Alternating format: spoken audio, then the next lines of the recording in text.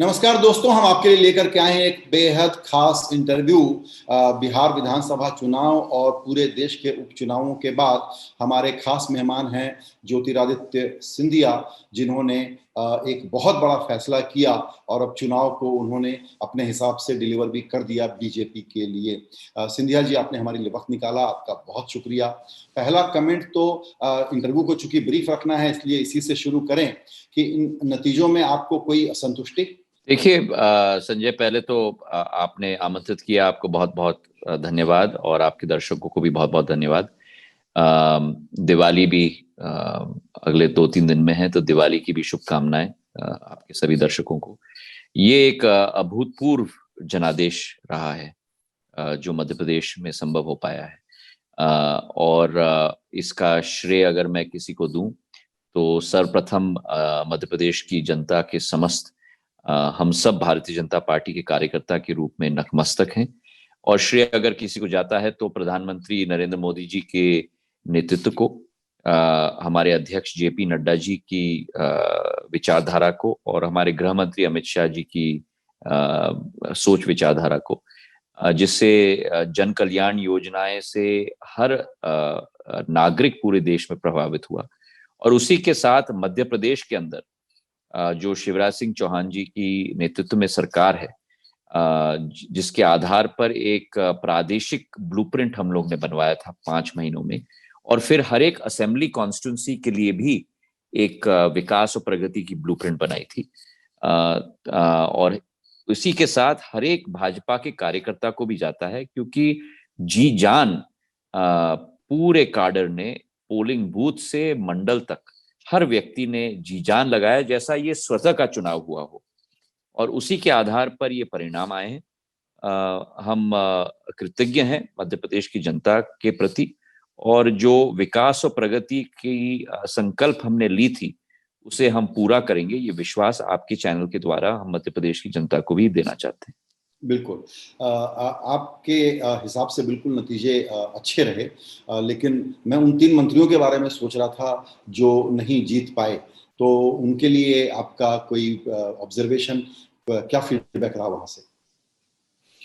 देखिए, चुनाव होता है, और कभी कभी हार का भी हम लोगों को सामना करना पड़ता है, पर मैं मानता हूं कि जितनी विनम्रता हमारी हार में होती है, उतनी विनम्रता हमारी जीत में भी होनी चाहिए। ये मैं आपको भी बताना चाहता हूं कि पिछले विधानसभा चुनाव में मध्य प्रदेश के स्तर पर भाजपा और कांग्रेस में भाजपा कांग्रेस से करीब 1% ज्यादा वोट पूरे प्रादेशिक स्तर पर ले चुकी थी, लेकिन ग्वालियर चंबल संभाग में कांग्रेस भारतीय जनता पार्टी से 14% ज्यादा वोट ले चुकी थी, और उसी के आधार पर 26 सीटें आई थी 34 में से, जिसके आधार पर मध्य प्रदेश में सरकार बनी कांग्रेस पार्टी की। जी। तो हमारी शुरुआत जो हमें करनी थी कि वो पहले 14% को हमें शून्य पर लाकर, और फिर उसके बाद पॉजिटिव टेरिटरी में हमें ले जाना था, और इसी के आधार पर ये अभूतपूर्व नतीजे आए हैं, जहां 16 में से 9 सीट भारतीय जनता पार्टी को मिली हैं, और 28 में से 19 सीट भारतीय जनता पार्टी को मिली है। मेरे लिए हर एक सीट महत्वपूर्ण थी। हर सीट का दौरा मैंने विस्तृत तरीके से किया, और जो हमारे साथ 22 विधायक आए थे, वो पूरे मध्य प्रदेश से आए थे। ग्वालियर चंबल संभाग से आए थे, भोपाल डिवीजन से आए थे, सागर डिवीजन से आए थे, मालवा डिवीजन से आए थे, और एक ऐतिहासिक जीत कई मंत्रियों ने, विधायकों ने हासिल की, जो अभूतपूर्व रही है मध्य प्रदेश के इतिहास में।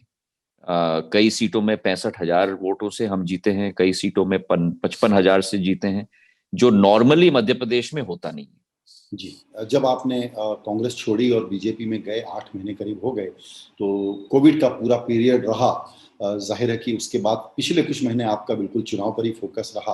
अब चुनाव हो गया, आपने अच्छा डिलीवर कर दिया बीजेपी के लिए, पूरी सरकार डिलीवर कर दी आपने। आगे के लिए आपका, मैं बहुत सिंपल क्वेश्चन पूछ रहा हूँ specific, how is your day plan going to look like? What are you going to do next? On day मेरी टू डे विचारधारा बेसिस? मेरी विचारधारा वही है जो 20 साल से रही है संजय। आप मुझे भली भांति, आप मुझसे परिचित हैं। मैं थोड़ा बाय नेचर थोड़ा वर्कहोलिक हूँ। और जब काम भी नहीं है, मैं घर में, ये मेरी सदैव आलोचना होती है कि मैं अपने आप के लिए काम बना देता हूँ। चुनाव संपन्न हुआ है, पर ये हम सोचे ना कि हमारा काम समाप्त हुआ है। चुनाव जीतने के बाद मैंने ये सदैव जिंदगी में माना है कि काम शुरू हुआ है। तो आप फिर शून्य से शुरू कर रहे हो, क्योंकि जनता ने आपको इतनी बड़ी जिम्मेदारी दी है। तो जिस दिन, जैसे कल हम लोग चुनाव जीते हैं, आज से ही पूरी भारतीय जनता पार्टी मध्य प्रदेश में लग गई है उन जन आकांक्षाओं को और जन अभिलाषाओं को, संकल्प को पूरा करने के लिए। और कार्य प्रगति पर है, विकास के, और अग्रीड। उसी के आधार पर हम लोग आगे चलेंगे। आई जहां तक मेरी स्वतः की बात है, मेरी यही कोशिश है कि पहले 2-3 दिन मैं कोशिश कर रहा हूं कि हर कार्यकर्ता को मैं साधुवाद और धन्यवाद अर्पित करूं कि जो जिन्होंने चुनाव में अपना जी जान लगाया हो। मंडल सेक्टर तक एक एक कार्यकर्ता से संपर्क करने की मैं कोशिश कर रहा हूं। ये एक हफ्ता मुझे लगेगा, क्योंकि 28 विधानसभा हैं जहां हम जीते भी हैं और जहां हम हारे भी हैं, दोनों जगह। क्योंकि कार्यकर्ता ने बहुत मेहनत की है। और उसके बाद मेरी ये विचारधारा है कि हर क्षेत्र में मैं दौरा भी करूंगा। और उसके बाद मुख्यमंत्री जी के साथ बैठकर आगे का हम लोग प्लानिंग करेंगे, ताकि वो विकास और प्रगति की गाड़ी को हम तेज रफ्तार से आगे ले पाए। सॉरी, मैं आपको थोड़ा प्रीएम्प्ट कर रहा हूं। जो जवाब में आप कहेंगे कि मेरा फोकस पब्लिक सर्विस पे और जनसेवा पे रहता है, मैं जनसेवक हूं, तो मैं सिर्फ ये जानना चाहता हूं कि जनसेवा का केंद्र आपका ग्वालियर होगा, गुना होगा, भोपाल होगा या दिल्ली होगा? मेरा जनसेवा का केंद्र कोई एक क्षेत्र देखिए, या मैं आपको कोई एक अपॉर्चुनिटी दे रहा हूं कि आप बता एक दें। एक नहीं, कोई एक शहर कभी नहीं रहा है मेरे 20 साल के जनसेवा के इतिहास में। जहां मुझे मौका मिला है वहां मैंने जनसेवा किया है। जब मैं गुना का सांसद था, तब भी मालवा अंचल तक, भोपाल अंचल तक मैंने विकास और प्रगति के कार्य किए हैं। राष्ट्र भर में जब मैं मंत्री था, तब भी मैंने कोशिश की है कि मैं सेवा करूं। मैं अपने आप को एक सामान्य, जो उत्तर आप ढूंढ रहे हैं, एक सामान्य कार्यकर्ता के रूप में मैं अपने आप को मानता हूं। लक्ष्य मेरा राजनीति नहीं है, लक्ष्य मेरा जनसेवा है। और राजनीति केवल एक माध्यम है उस लक्ष्य की पूर्ति करने के लिए, उससे ज्यादा नहीं। अग्रीड। मैं इसीलिए इसको प्रेस करना चाहता हूं थोड़ा सा और आपके साथ, और वो ये कि आप ideally if you are given a choice, what would you want to do? You will be active in state politics. You would like to come to Delhi and work in Delhi at party level or at the government level? जब Your मैं choice. जब मैं लोकसभा का सांसद था, तब भी मैं राज्य में पूर्ण रूप से एक्टिव था। मैं नहीं समझता कि किसी जनसेवा का कोई डेफिनेशन होना चाहिए कि आप इस डब्बे में हो और इसी डब्बे में आप काम करो। जहां आपको मौका लगे जनसेवा का, जहां आप नया उपयोग कर सकते हो, लोगों की जीवन में एक सुविधा आप ला सकते हो, वहां आपको डट जाना चाहिए। उदाहरण के तौर पे, जब मैं सांसद भी नहीं था पिछले 1 साल, जब मालवांचल में बाढ़ आई, मैं 5 दिन के दौरे में मालवांचल में था। तो मैं नहीं मानता कि कोई डेफिनेशन संजय या कोई बॉक्स होना चाहिए जिंदगी में जिसमें आप अपने आप को फिट करो। Agreed, agreed. लेकिन if I try to think like BJP, so the option would be deputy chief minister in Madhya Pradesh or a union minister in Delhi. देखिए, जहां तक डिप्टी सीएम की बात है, मैं स्पष्ट आपको कह दूं, मेरा मानना सदैव ये है कि एक गाड़ी में केवल एक ड्राइवर होना चाहिए। Interesting. और ये पोजीशन मुझे उस समय में कांग्रेस में भी मुझे कहा गया था, और मैंने कह दिया था कि मैं ये पोजीशन नहीं लूंगा, क्योंकि अंग्रेजी में कहावत है ना कि too many cooks spoil the broth. और एक गाड़ी में आप 2 ड्राइवर को डालोगे तो एक्सीडेंट जरूर होता है। तो मैंने स्पष्ट वहां कह दिया था। पर मैं ये कह रहा हूं कि मैं एक जनसेवक हूं, और मुझे मालूम था कि कमलनाथ जी का क्या रुख होगा उनकी सरकार में, और उसके साथ मैं ताल्लुकात भी नहीं रखना चाहता था, मैं स्पष्ट आपको कह दूं। नहीं, वो रिमार्केबल था। उस वक्त आपको ऑफर हुआ और आपने जो मना किया, वी नोटेड दैट, कि आपने कहा कि नहीं चाहिए, और उसी तरीके से उधर सचिन ने वो पोजीशन ले ली और कॉम्प्लेक्सिटीज हुई। देखिए, मैं केवल अपने बारे में बात कर सकता हूं और मेरी सोच जिंदगी में बड़ी स्पष्ट है संजय। जो कार्य आपको दिया जाता है उस कार्य के आधार पर आप कार्य करो और अपनी मेहनत मशक्कत करो और बाकी सब भगवान पे छोड़ो। बिल्कुल। अब एक सवाल आपसे सब लोग पूछते रहे, मैंने सुना है, लेकिन मैं भी उसको पूछना चाहूंगा और थोड़ा अप क्लोज आंसर चाहिए मुझे आपसे उस पे। आप कांग्रेस में रहे, आपका वर्ल्ड व्यू क्या है और पॉलिटिकल पॉलिसी इश्यूज पर आप क्या सोचते हैं? हम लोग का एक ओपिनियन है आपके बारे में। अब बीजेपी में आने के बाद आप कल्चरली उसमें कैसे फिट हो रहे हैं, कितने कंफर्टेबल हैं? देखिए, ये मैं आपको बता दूं संजय कि अ, मेरे लिए अ, एक अलग स्थिति है, क्योंकि मेरे लिए ये एक तरीके से अपनी पार्टी है। सिंधिया परिवार का एक संबंध भारतीय जनता पार्टी से आज का नहीं है, 3 पीढ़ियों का संबंध है।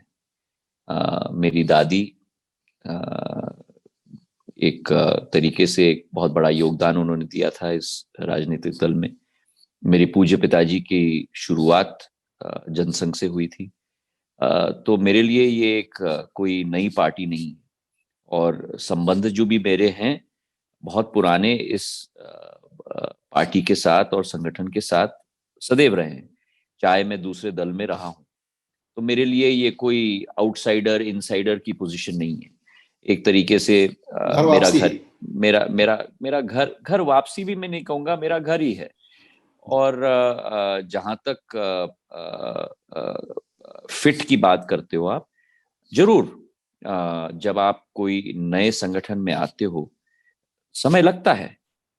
कोई आपको कह दे कि इमीडिएटली चुटकी भर में होता है, ये नहीं होता। हम्म, संगठन में भी रिश्तों के आधार पर विश्वास बनता है और हम्म, उन रिश्तों को बनाने में दोनों तरफ से समय लगता है और एक निवेश लगता है। हम्म, और वही मैंने कोशिश की है पिछले 6 महीने में।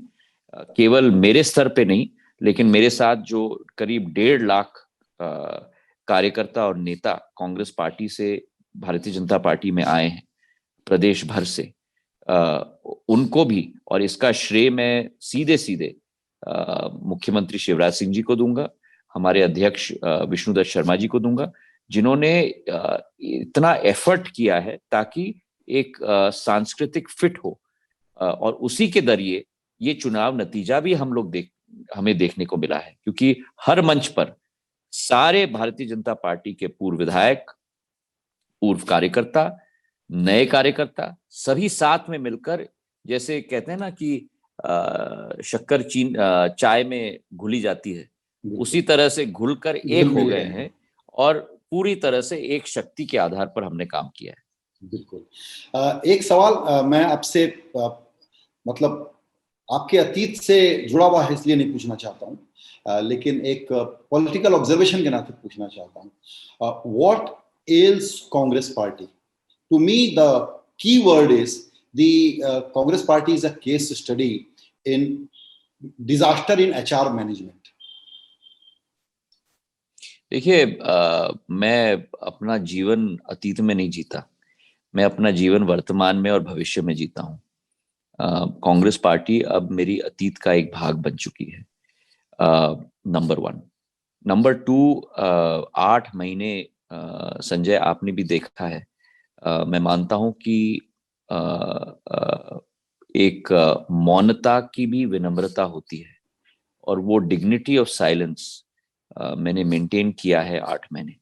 तो वो मौनता की विनम्रता को भी मैं खंडित नहीं करना चाहता। जो कांग्रेस पार्टी है, जो उनकी कठिनाइयां हैं, जो उनकी स्वॉट एनालिसिस है, वो उनको करना है। जो उनका घर है, जो उनमें उसमें दीमक लगा है या उनमें कठिनाइयां हैं, वो उनको दुरुस्त करना है।